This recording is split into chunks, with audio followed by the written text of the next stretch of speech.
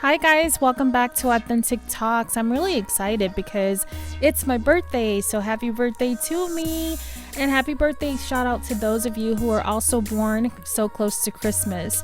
I'm really excited because my grandbabies that live out of state flew in and they were able to spend some quality time with me, making this holiday even more special. So I'm sending a special shout out to all of you. Happy holidays. Happy holidays. This week's show is really good, you guys. I want you to stay tuned. We have a very special guest, and I will be back after the show so we can talk about it a little bit more. Welcome back to Authentic Talks. You guys, I'm super excited today because I have a guest in the house. She is a recovering lawyer, an ex-educator, a former matchmaker. She's also a best-selling author, as well as a racial justice facilitator and a life coach who has now joined the podcast world. And I'm excited to introduce Stephanie Ghoston-Paul. Thank you so much. What a wonderful introduction. Thank you. I am so excited to have you here. I have to tell everyone how I came across your podcast. I was on Instagram and I seen this post and it said, "Take nothing when I die." And when I seen the name of the podcast, I had to tell her that the name of the show, it like really caught my attention. And I was like, I have to talk to her about this. I was like, I want to know how you came up with that name and what does it mean to you? Yes, thanks so much for asking. So the name itself came from me attending a luncheon in Portland. So I just recently moved to Atlanta just over a year ago, and I was moving from Portland, Oregon. And at this gathering, it was on a Saturday, it was a luncheon to celebrate Black women. And as part of the program, they were honoring elders. And one of the elders got up, and as she talked, she spoke about how she was seeing this next phase of her life. And she wanted to be connected to people, younger Black women, to both mentor them and also be mentored by them. And she said that her mission for this phase of her life was to plant a seed for a tree under whose shade she would not sit. Wow. And that visual imagery, you can see that reflected in some of the artwork for the show. But she really talked about, as she's planting those seeds, she can't take anything with her when she dies. And she wanted to make sure that the future generations, the folks she was in community with, that they receive the benefits of those seeds of wisdom. So shortly after that luncheon, I was like, take nothing when I die, that both the metaphor and the imagery and those words came to me afterwards as a result of that elder's story. Wow. I love it. Like what type of content can we expect to hear? Yeah. So the podcast will be amplifying and celebrating the wisdom of people who've navigated multiple careers and roles in one lifetime. And so there'll be solo episodes where you'll be hearing from me, and from the introduction, as you can probably surmise, I've done a bunch of roles throughout my career. And one of those / career folks, like lawyer / matchmaker / facilitator / coach. So you'll be hearing from me, and you'll also be hearing from other folks who have been able to navigate multiple roles or multiple careers in one lifetime. And I think it's not only the fact that they've navigated those roles, because there's so much wisdom that you gain when you're in different industries, or drilling down into one particular role, but even the career path and the trajectory and how folks have been able to package that, I think will also be really helpful for audiences to hear.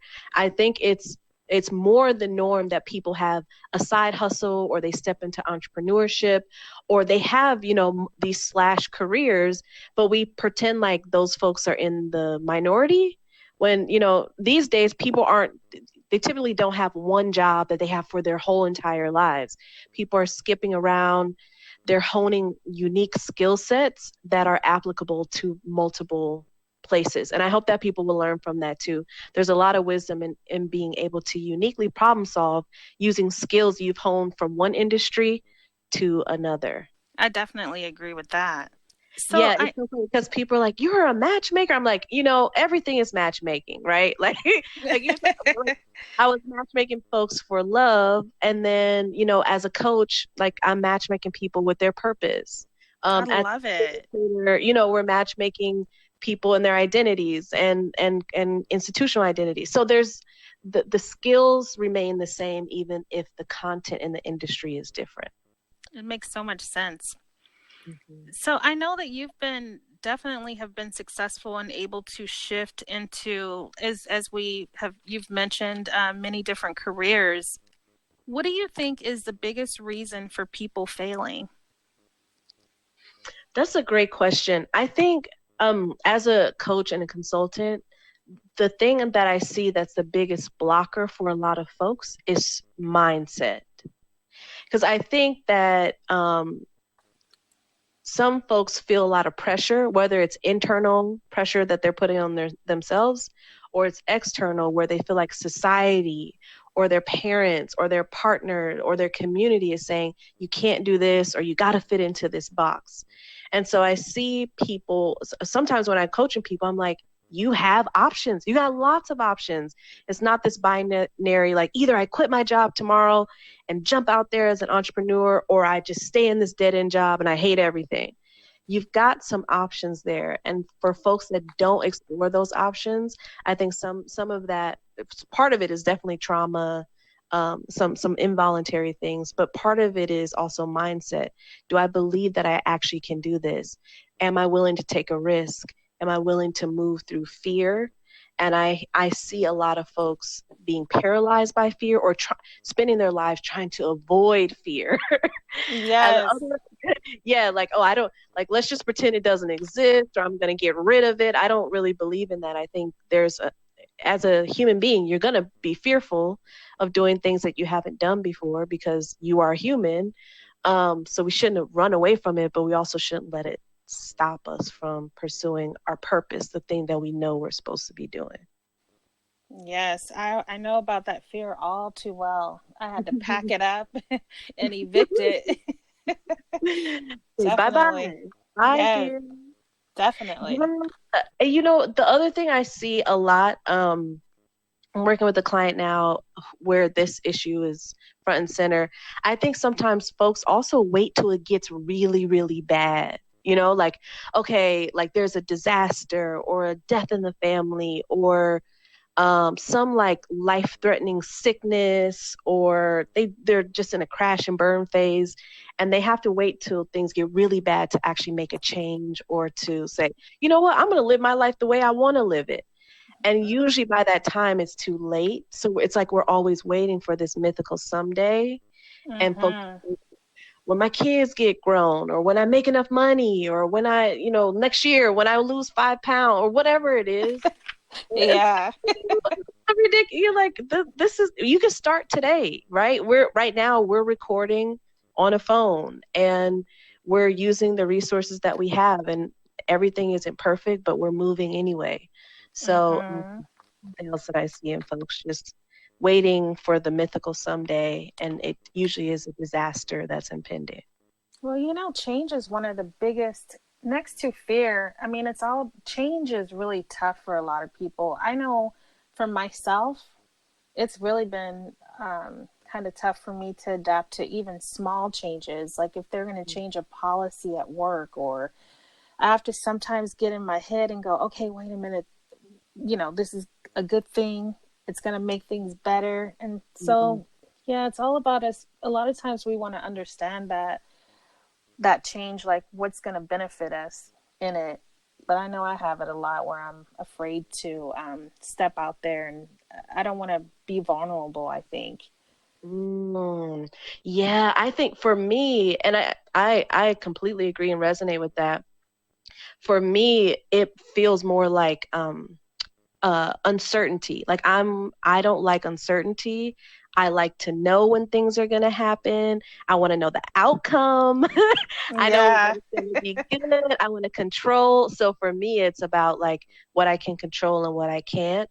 And how well I'm dealing with uncertainty, which lots of things in life are very uncertain. Um, and so, yeah, it's about how well do I tolerate uncertainty? How can Mm-hmm. I give up my need for control and really focus on the things that I can control rather than worry about the things I can't? Yes. Have you ever heard of that series, Who Moved My Cheese? No, I haven't. It was a cute story about change, and they came out with about three little cute books, and it talked about them moving through a maze and how they would get up every day, go to this maze for this cheese, and then they were not assessing when the cheese was going down, and so when it ran out, one of them went there every day and just sat there waiting for the cheese to come back, and Mm, the other one went out into the maze to look for new cheese, and then the other two had left before the cheese ran out. And oh, it was all about assessing change, sniffing out change, and being able to adapt to change. And yeah. those were the books that I read that helped me to adapt a little bit better or to understand how to embrace change. They came out with the last one that I can't even share with you because I think you should check it out. Okay. Yeah, what's it, the name of the series? it's called Mhm. Who Moved My Cheese? Okay. Who moved Uh, my cheese? The last one is called Out of the Maze. Out of the maze. Okay. Yeah, so they actually made it out. And yeah, Okay. it's a cute little story. So you have a book. Did you want to talk about your book? Oh, sure. I actually have two books and an impending book. The first two are both compilation series. So the first one's called 20 Beautiful Women, and it's actually volume 3. There are multiple volumes. And I wrote this when I first this was 2013, or 2013 or 2014, I was writing about my journey to becoming a life coach. So it's 20 beautiful women, 20 more stories that will heal your soul, ignite your passion, and inspire your divine purpose.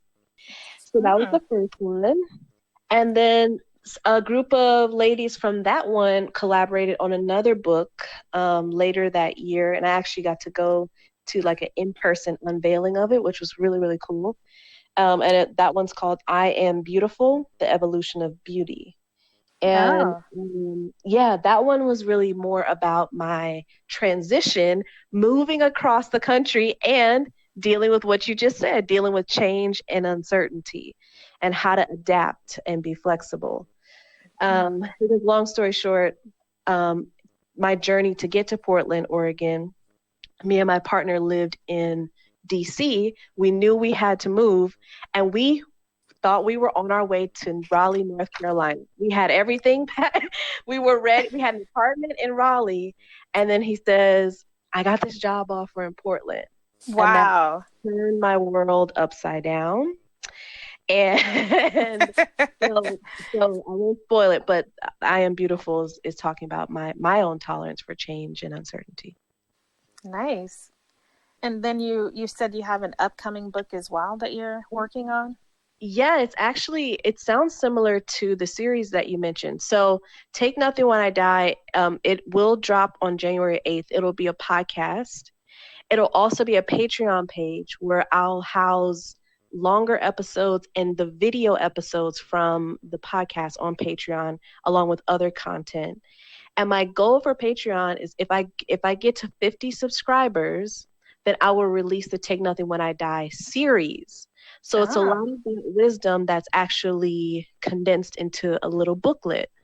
And so I have like 4 ready to go. So I'm just waiting on the 50 subscribers for Patreon. So Okay. that'll be starting January 8th.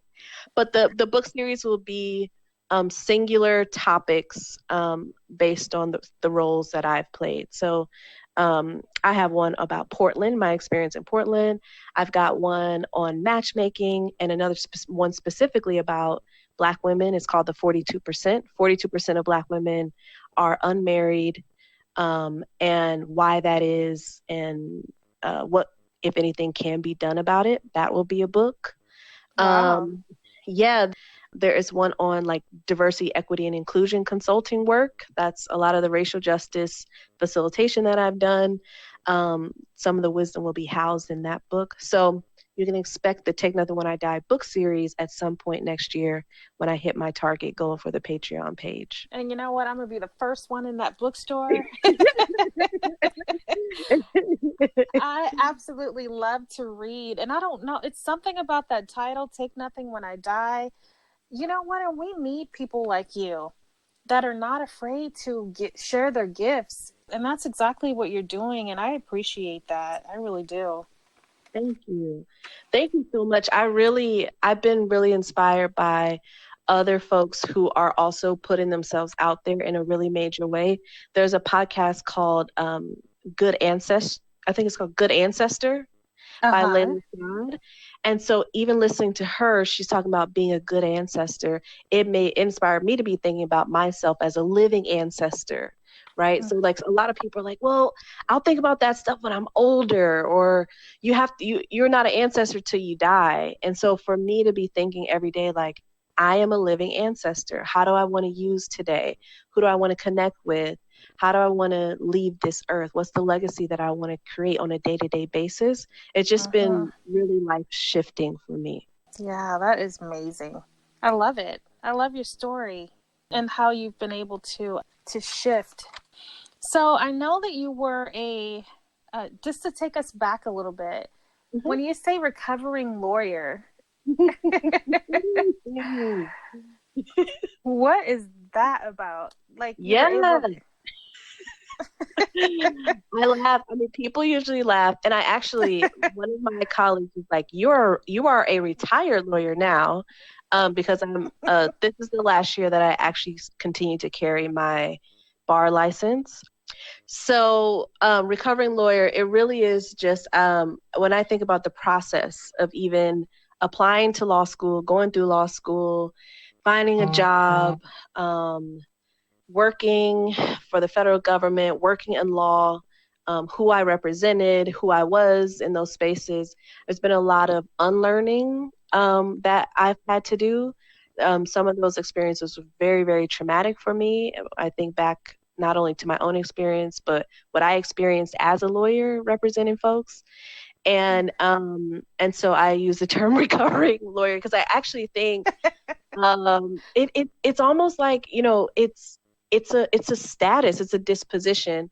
I think for law school, that was 3 years of my life where I didn't live in the present. I lived in the future. I was always living like 6 months ahead because that's just what you have to do. Yes. And it teaches you a way of thinking. And again, huge privilege to call myself a lawyer and go through law school.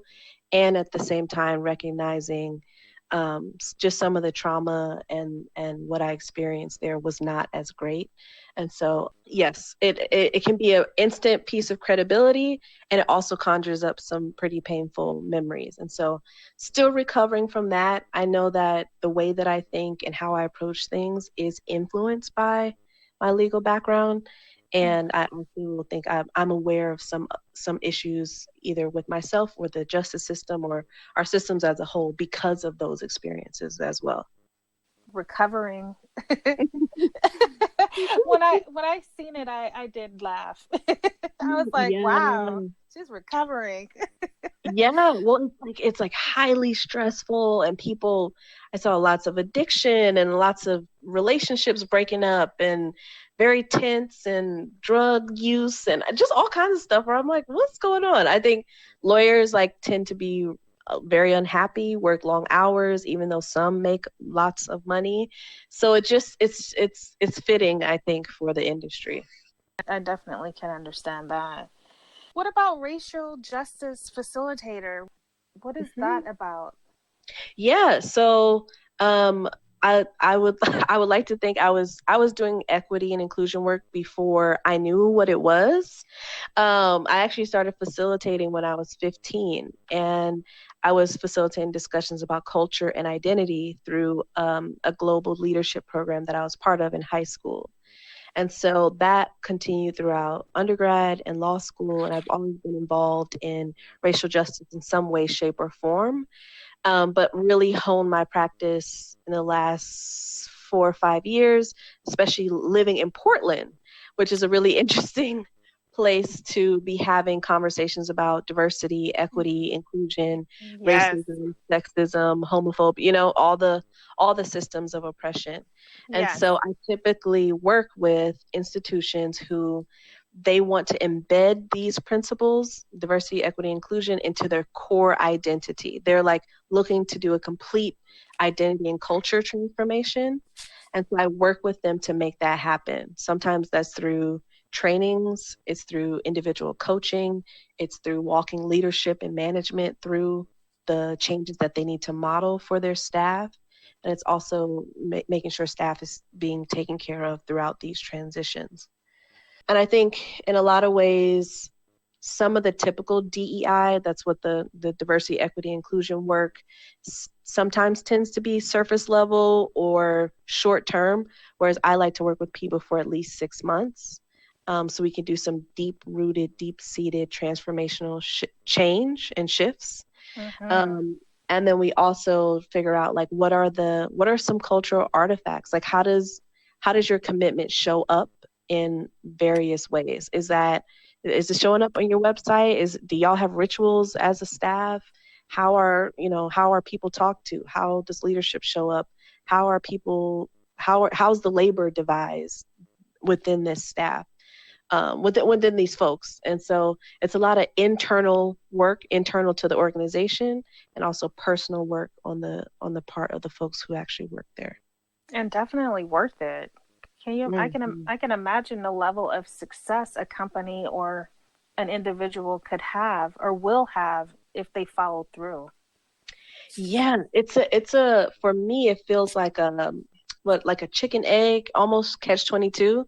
Like the work that the most rewarding, most fruitful, the work that's going to get folks to the next level takes a lot of time, it takes resources, and sometimes parts of it are actually painful because you're shedding some of your old identity and what went with that.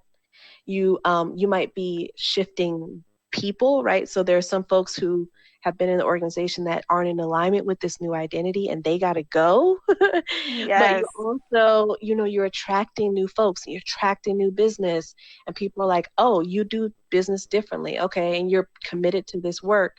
So I hear people, I think some folks are very familiar with some of the painful aspects and not as familiar with some of the positive aspects of actually hunkering down and doing the work that needs to be done. So at this time, you still continue to see clients, Mm-hmm. or you're taking on new. Mm-hmm. So if someone was interested in having you as their coach, where can they find you? Like, do you have other platforms? Yes, I Or where? do. Yeah, you can, if you want anything you want to know about me, you can go to my website. It's just StephanieGhoston.com, Ghoston. And there you can see the individual work that I'm doing. That's through coaching. So you can see the coaching work, the community work. I do community workshops, which are an extension of some of that individual work. And then the institutional side. So you'll see what specific services I offer, some examples of those services. That's all of that is housed on my website. And then on social media, my company name is CultivatedSense. So like common sense, like not the But dollars and cents, but but you're saying cultivated, cultivated. cultivated. Cultivated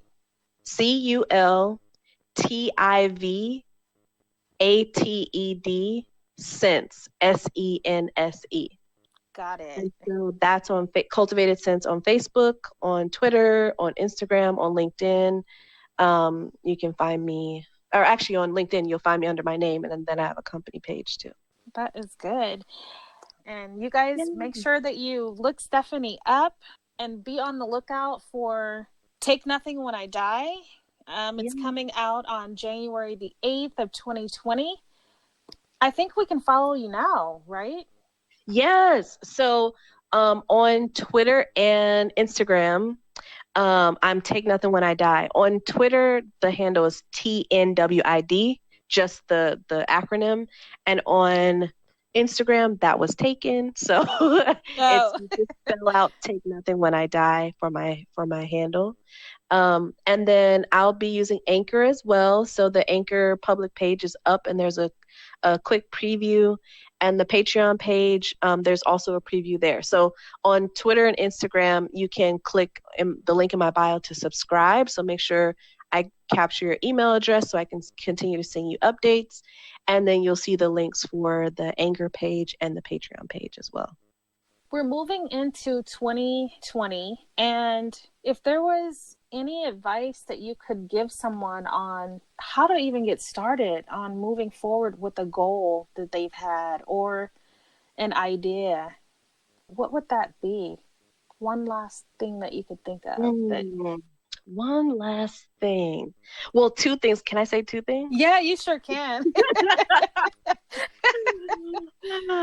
Okay, because I think they're related. But what came to mind was exactly what you said. If you want to start something, start it.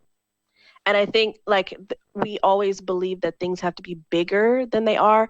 Things grow to be bigger as we start them. So you have to start somewhere. You don't have to be Absolutely. 100% ready. Start with what you have, where you are, and you can always do better. You can edit, you can change, you can transform, but you can't do any of that if you don't actually start. So first and foremost, just do it. Just do it. Yep, I agree. Just do it. And I think as a reminder, and this is part of the Take Nothing When I Die messaging, is really like our lives. And I say it's one of my affirmations. I say my life is a miracle that cannot be recreated. I cannot get these days back. I can't go back in time. I have the present and the future. And so this mythical someday is not on the calendar. And so I would say go for it and keep that in the back of your mind as you continue to go for it. Oh, I'm going to take that. I'm Yeah, taking it. I got it from Emergent Strategy, probably one of the most transformational books of the last couple years that I've read. And I just love Adrienne Marie Brown so much. And Who, that there's who, a who was it? I'm sorry, I missed that. It was Adrienne Marie Brown, and it's Ah, called Emergent Strategy. And it is both for like organizational transformation and also personal development.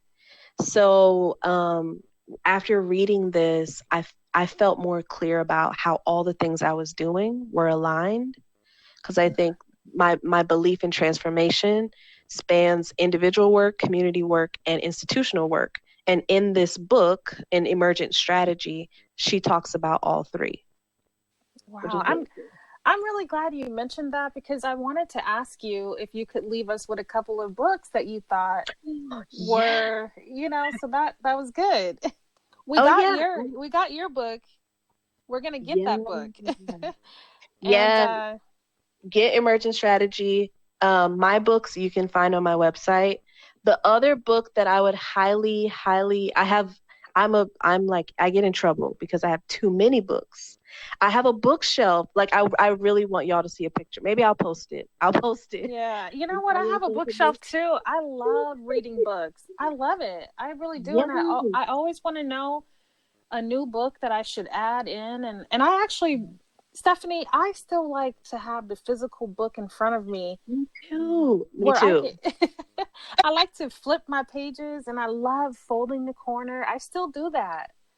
You Old know, I school. do both. I do both. So I will listen to an audiobook and then I'll actually buy it because I need to underline and flip the pages, like you said. I got Yes. all the post-it notes in the world, so I do post-it notes too.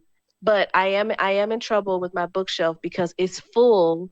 So you will see in the picture that I've stacked. It's like 3 levels deep because it's full. Like the Mm-hmm. whole bookshelf is full, and then on the side of the books, there's more books on the side. It's really, really bad. But I would say emergent strategy. And then the other one that I loved, and I got to meet the authors here in Atlanta, How We Fight White Supremacy, Akiba Solomon and Kimra Rankin.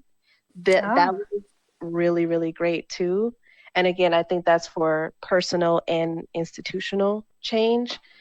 And then uh-huh. my other fave, The Body Is Not an Apology. It's by Sonia Renee Taylor.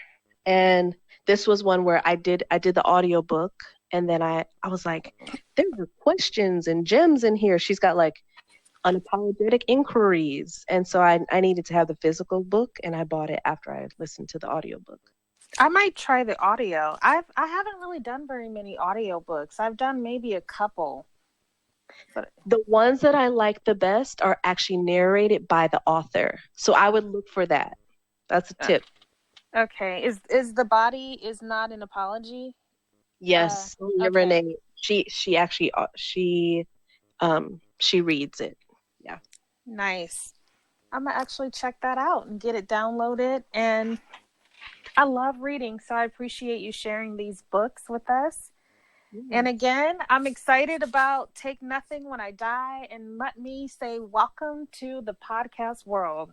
And you Thank got you me. so I'm going to be there listening. much. Thank you so much. I really appreciate it. I really do appreciate you taking the time out to come and talk with me today.